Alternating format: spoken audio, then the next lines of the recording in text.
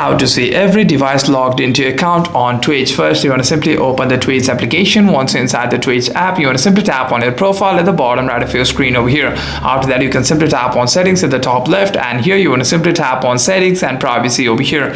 After that, you'll be able to see all kinds of privacy and security options over here, and if the options called devices, sessions or active login information is available over here, you can simply tap on that option to view all kinds of devices that your account has been logged in. If the information is not provided over here, you wouldn't be able to simply see it on the application. However, what you'd be able to do is you'd be able to simply see on your Google account. If your account has been made from your Google account, you can simply go to your Google settings over here, and inside your Google settings you'd be able to see all kinds of devices that your Google account has been logged in. You can simply tap on manage your Google account, and here you can simply scroll down, tap on people and sharing over here, and by doing so you'll be able to see all kinds of devices over here.